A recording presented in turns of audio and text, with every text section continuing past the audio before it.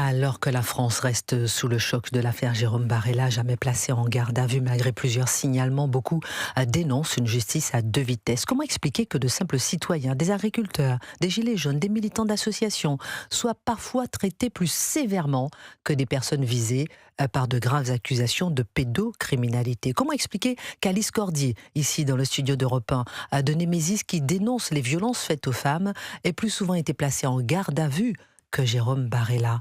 Le vrai crime serait-il de dénoncer la vérité? Y a-t-il des gardes à vue politiques? Est-ce une façon de faire taire? Ces différences de traitement interrogent profondément sur l'équité de la justice. Comment réagissez-vous, Gabriel Cluzel? Oui, alors on analyse depuis quelques jours, depuis ce drame évidemment, l'état de la justice. Il est convenu de dire que la justice manque de moyens, certes, que c'est tout un système à réformer, certes, mais quand on manque de moyens, précisément, on fait des priorités. Et quelles sont ces priorités?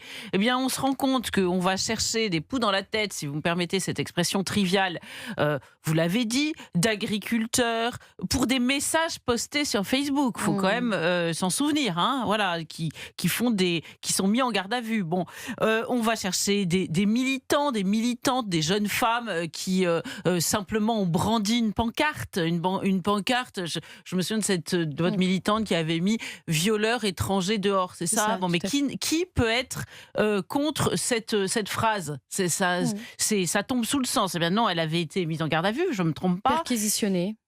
Et Exactement, donc on voit qu'il y a une débauche de moyens autour de cas qui, pour le français ordinaire, évidemment, ne le mérite pas. Je pense à ces catholiques qui ont prié devant et à l'intérieur d'une église. Enfin, je sais pas, moi, une église, c'est fait pour les catholiques, pour que les catholiques prient à l'intérieur. Enfin, là aussi, vous voyez, c'est quand même une palissade. Et bien, qui ont également été mis en garde à vue. Donc on se dit, évidemment, ils peuvent pas être au four et au moulin, donc ils n'ont pas de don d'ubiquité. Donc ces magistrats qui sont mobilisés clairement pour des raisons purement idéologiques, eh bien, évidemment, on ne les retrouve pas ailleurs pour traiter des cas graves.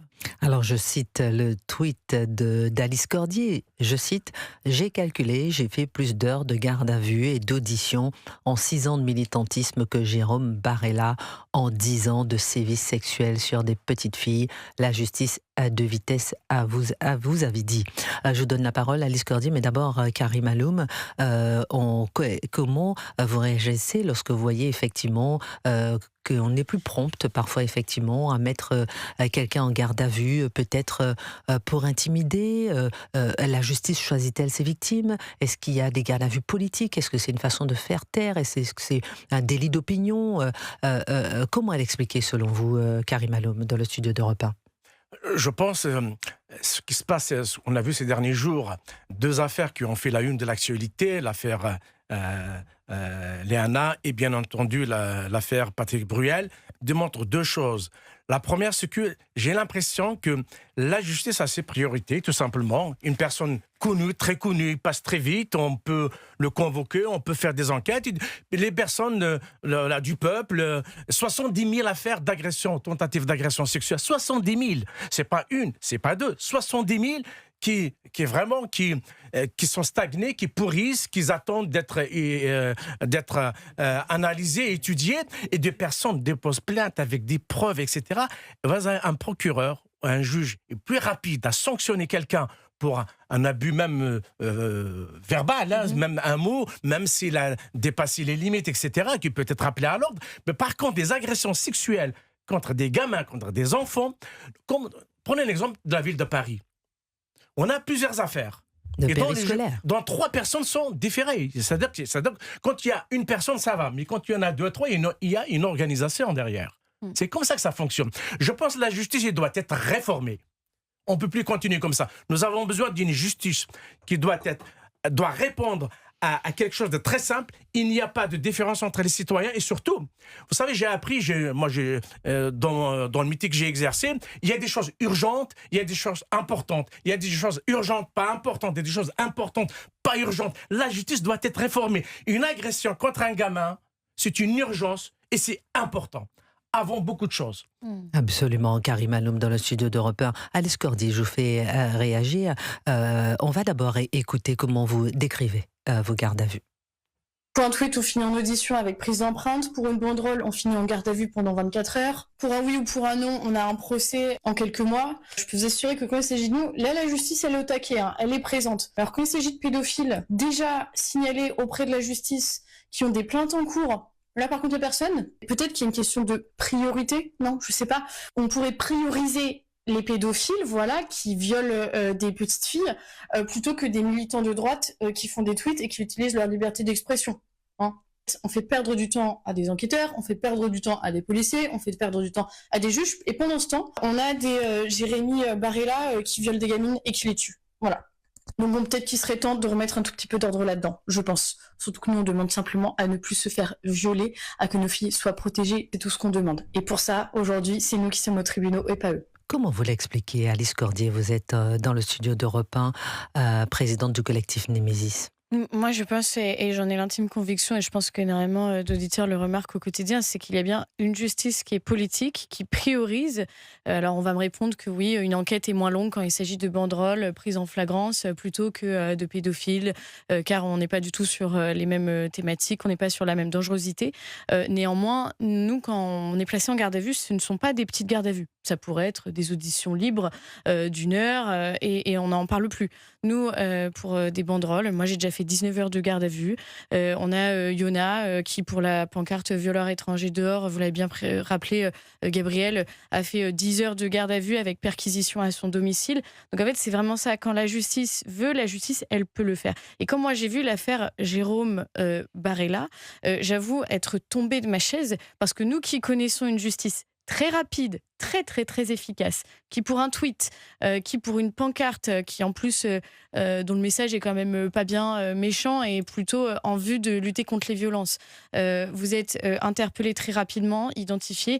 Je dois avouer que on a le droit un petit peu d'être en colère et de voir que derrière des pédophiles sont dehors, quoi. Bonjour Stéphane, vous êtes ancien gendarme de la section de recherche. Dites-nous tout. Oui, bonjour Christine. Déjà, je suis content de vous avoir. C'est Ça fait gentil. plusieurs mois que j'essaye d'appeler en entendant tout ce que j'entends. Voilà, j'ai travaillé pendant plus de 25 ans en section de recherche et notamment dans les groupes atteintes aux personnes où on traite tous les crimes et délits importants et notamment les viols. J'ai deux surprises dans tout ce que j'entends. La première surprise, c'est pour l'affaire du Gers de Hoche avec la brigade de Lectoure. Ce que je comprends pas, dans les parquets, il y a un bureau d'ordre qui enregistre les enquêtes, mais il y a aussi un bureau d'enquête où on enregistre les enquêtes les plus importantes. Une petite fille qui s'est fait violer 11 fois, c'est un fait criminel. Pourquoi il n'a pas été suivi par un substitut avec les enquêteurs? Et pourquoi donner ça à une brigade territoriale? On a des brigades de recherche au niveau départemental, on a des sections de recherche. On est formé pour entendre ces enfants en Mélanie. Et ça, j'arrive pas à comprendre. Je suis un peu surpris qu'on... Alors vous qui êtes un ancien gendarme et que vous connaissez très bien tout ça, comme vous dites, pendant 25 ans, vous avez bien travaillé ce type de dossier. Comment vous l'expliquez? Oui. Où est-ce qu'il y a eu une faille, selon vous? Parce qu'effectivement, il y a un bureau d'enquête, il y a des enquêtes, il y a tout pour justement éviter que cela ne se produise, et pour mettre en garde à vue, comme c'est le thème de notre émission d'ailleurs, mettre en garde à vue un pédocriminel. Alors la faille, pour moi, elle vient... Bon, je dis pas ça parce que je suis gendarme, j'étais gendarme. Hein. Je dis ça, moi, ça vient du parquet. Elle a été mal orientée, cette enquête. Cette enquête, elle aurait dû tomber soit en brigade de recherche, soit en section de recherche. Quand j'entends qu'on me dit que le parquet de Toulouse n'est pas compétent, il suffit de donner à la section de recherche de Toulouse, elle a une compétence nationale. Et en fait, moi, j'ai traité des affaires moins importantes que celle-là. Après, il y a la complexité des parquets. Je donnais un exemple qui m'a marqué sur une petite fille qui s'était fait violer, enfin un violeur, qui avait violé notamment 4 personnes. Et j'ai entendu une gamine de 18 ans qui au début ne se souvenait plus de rien, mais avec la procédure Mélanie qu'on a appliquée, on l'a entendue donc en vidéo pour éviter de recommencer à l'entendre, et au bout d'1 heure, elle a pleuré pendant 4 heures en racontant tout ce qu'elle a subi. Et moi, j'ai trouvé judicieux de retranscrire mot à mot ce qu'avait dit la jeune fille pour qu'on ait vraiment une sensation de ce qui s'est passé. Christine, je me suis fait incendier par le procureur qui n'avait pas de temps à perdre avec ça. Il y avait 56 pages. J'avais pas besoin d'écrire un livre. Il fallait juste lui dire quand est-ce qu'elle s'est fait violer, comment et à quel endroit, ça suffisait. Je me suis beaucoup chamaillé avec. J'étais content parce qu'en fait, aux assises. Il a pris 18 ans de prison. Et les filles sont venues me remercier parce que personne ne les croyait. Personne ne les croyait. Et il est là le problème, c'est que personne ne croit les enfants, en fait. On a autre chose à faire. Et en fait, on a des unités spécialisées qui ne sont pas intervenues sur cette affaire-là. Pourquoi? C'est là qu'il faut poser la question. Pourquoi on n'a pas donné ça aux unités spécialisées? Moi, je faisais que ça. Je surveillais toutes les affaires criminelles et sexuelles dans toute ma région pour voir un peu ce qui se passait. Et après, j'ai appelé les brigades pour leur dire non, mais ça ne te concerne pas, c'est moi que ça concerne. Et ça, je ne comprends pas où ça. On ne donne pas ça à une brigade territoriale, c'est pas possible. Ils ne sont pas formés pour ça. Et là, c'est la première question que je pose. Et la deuxième question que je pose, c'est l'affaire Patrick Bruel. C'est la première fois de ma vie que je vois 4 juges d'instruction traiter une affaire. 4 juges d'instruction, même en matière terroriste, on n'en met pas 4. Pourquoi il y a 4 juges d'instruction? Comment vous l'expliquez? Comment vous l'expliquez? Pourquoi? La pression médiatique, la personnalité, le fait qu'il soit connu? Je pense que c'est ça, parce que je peux vous dire que quand vous n'êtes pas connu avant de travailler avec un juge d'instruction, il y en a des barrières à poser. Je vais vous citer une affaire que j'ai traitée sur un meurtre. Je vous dirai pas où elle s'est passée parce qu'ils vont savoir d'où je viens. Moi, j'ai traité une affaire sur une disparition d'une femme qui a disparu, une gamine de 22 ans qui a disparu en pleine nuit. Son dernier contact, c'était son amant. Et en fait, on a retrouvé sa voiture brûlée. Et pendant 15 jours, ça a été une enquête de disparition inquiétante. Il faut savoir, en disparition inquiétante, on n'a pas les mêmes droits. On ne peut pas mettre des gardes à vue, il n'y a pas d'infraction, on ne peut pas mettre des écoutes. Enfin, il y a beaucoup de choses qu'on ne peut pas mettre. Et pour nous, on avait des éléments probants, des faisceaux d'indices qui disaient que l'auteur, c'était son amant. On ne nous a pas cru. On a amené la procédure, on a demandé qu'on ouvre au procureur, qu'on ouvre en homicide volontaire. Vous savez ce qu'on m'a répondu? On nous a répondu, arrêtez de nous emmerder avec ça, excusez-moi les gros mots, arrêtez de nous emmerder avec ça. Elle est majeure, elle fait ce qu'elle veut de son cul, alors vous repartez avec. La gamine, on les a arrêtés, la gamine, on l'a retrouvée 12 ans après, enterrée enterrée dans un champ. On l'a retrouvée, la personne a été condamnée. On nous a mis des bâtons dans les roues en permanence sur cette enquête.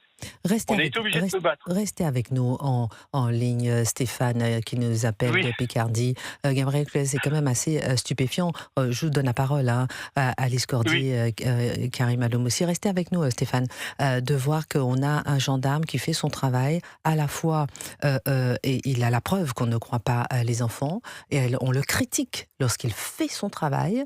Et en plus, on voit effectivement que même lui s'étonne qu'on mette 4 juges pour une personnalité comme Patrick Bruel. Est-ce que c'est pas là aussi la démonstration même de cette justice, comme vous dites, à 2 vitesses, mais qui a les moyens, qui est aussi orientée lorsqu'on le voit pour Patrick Bruel, et qui a aussi ses mots d'ordre en interne. Lorsqu'on vient faire taire ce gendarme qui a des dossiers, qui fait bien son travail, on lui dit maintenant ça n'intéresse pas. Restez en ligne avec nous, Stéphane. Non, mais c'est intéressant de voir au moins que ce drame terrible libère la parole de ceux qui savent. Voilà. C'est ça.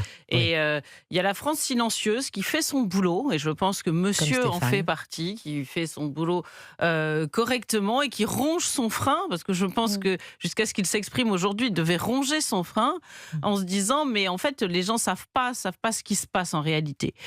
Donc c'est vrai que je suis heureuse que dans le malheur que cette affaire terrible au moins donne l'occasion aux gens qui connaissent de s'exprimer. Mais moi, je vous redis ce qui me fait peur, c'est que sitôt cette affaire passée, eh bien, on va la remettre sous le boisseau. Voilà, l'affaire Liana. Exactement. Sitôt l'émotion, sitôt les justifications, mais qui sont beaucoup de com', on va pas se mentir, des politiques, eh bien, on revienne évidemment à l'état antérieur.